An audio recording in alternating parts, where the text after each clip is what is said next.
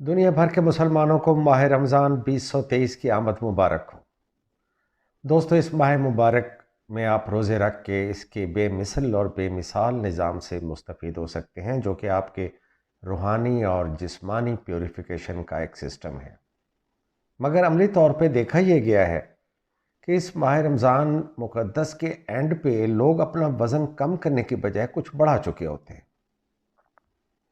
आपकी खिदमत में कुछ गुजारिशात हैं, अगर आप इन्हें आज की इस वीडियो को तवज्जो से सुने और इसके ऊपर अमल करें तो हम आपको यकीन दिलाते हैं कि at the end of the month पे आप अपन विसरल फैट में बहुत ज़्यादा कमी कर चुके होंगे और बढ़े हुए पेट और कमर के घेरे में खासी कमी आ चुकी होगी।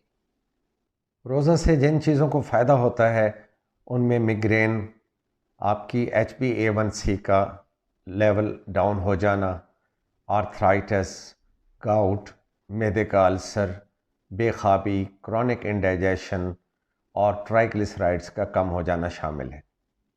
सुबह जब आप रोज़ा रखने के लिए सहरी के वक़्त उठें तो मैं ये कहूँगा कि आप उठते ही एक गिलास पहले पानी पी लें ताकि आपका जिस्म सैराब हो जाए। इसके बाद जब सहरी का टाइम आए तो आपने सहरी में कुछ चीज़ें ऐसी लाजमी तौर पे अपनी ग़िज़ा में शामिल रखनी है जिससे आपको सारे दिन में एक तो भूख की कैफियत कम फील हो और प्यास भी कम फील हो, और वो है आपकी फ़ैट इनटेक। मैं ये दरख्वास्त करूँगा कि दही और लस्सी का इस्तेमाल कम करते हुए आप देसी घी और मक्खन को उसमें शामिल करें।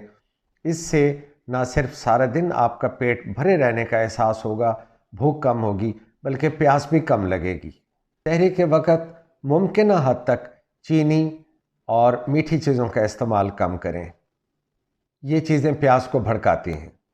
आप एक अंडा इस्तेमाल कर सकते हैं, मगर ज़्यादा प्रोटीन और ज़्यादा निशास्ता या मीठी चीज़ें दिन भर आपको प्यासा रखेंगी। ये चीज़ें डिहाइड्रेशन करती हैं।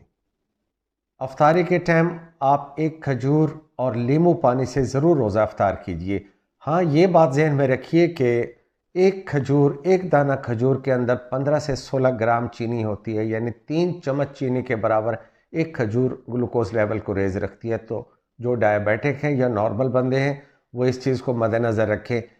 समोसे और पकोड़े हमारी अफ्तारी का एक लाजमी जुज़्व हैं।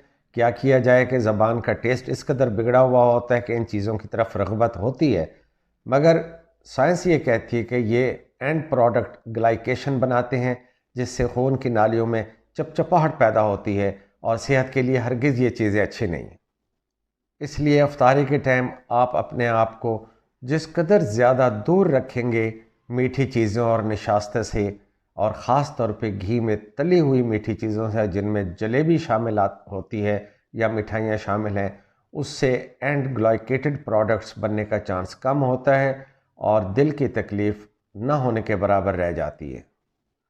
अगर आपने अफ्तारी के टाइम अपनी ग़िज़ा में शुगर कंटेंट्स, डब्बा बंद जूस, ये चीज़ें शामिल रखी तो आप फिर रोज़ा के वो फ़वाइद जो कि वज़न कम करने का बायस होते हैं उनसे आप हाथ धो बैठेंगे। और यही एक मेन रीज़न है कि एंड ऑफ द मंथ पे अगर किसी रोज़ादार का वज़न कम नहीं होता तो उसकी वाहिद वजह अफ्तारी के टाइम खाने में मीठी चीज़ों का ज़्यादा इस्तेमाल, जिसमें ख़ास तौर पे मशरूबात शामिल हैं, लाल शरबत शामिल हैं। अगली बात, इस वक्त पाकिस्तान में जितने फ्रूट हैं ये मोस्टली हाइब्रिड हैं। इनके अंदर मसनूई तौर पे फ्रक्टोज़ शुगर को बढ़ाया गया है जो कि वज़न में इजाफे का बायस होती है। मैं ये तो नहीं कहता कि आप फ्रूट ना खाएं, आप ज़रूर खाइए, मगर कम मीठे फलों का इंतखाब कीजिए और वो भी कलील मिकदार में।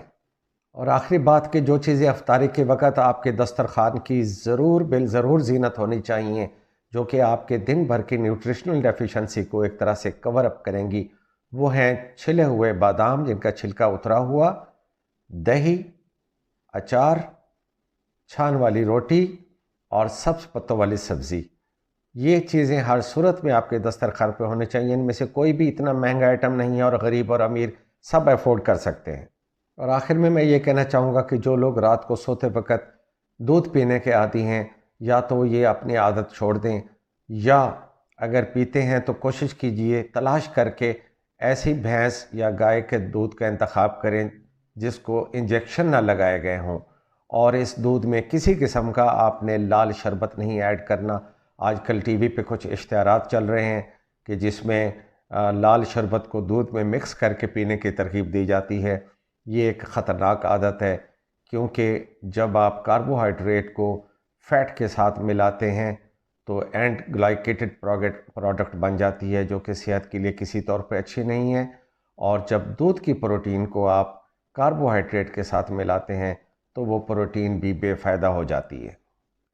कभी आपने गौर किया कि जो रूह अफ़ज़ा पाकिस्तान में बेची जाती है, इसके ऊपर फलों की तस्वीरें बना के एक धोखा दिया गया है। इशारा किया जाता है कि इसमें ये फल शामिल हैं, हालांकि वो सारे फल उसमें शामिल ही नहीं हैं। यही रूह अफ़ज़ा जो अमेरिका और कनाडा में बेची जाती है, मैं भी आपको उसकी तस्वीर दिखाता हूँ। उसके अंदर कोई फल लिखा हुआ, कोई किसी फल की तस्वीर नहीं है, क्योंकि सिर्फ हम लोग ही धोखा खाते हैं खुशी के साथ।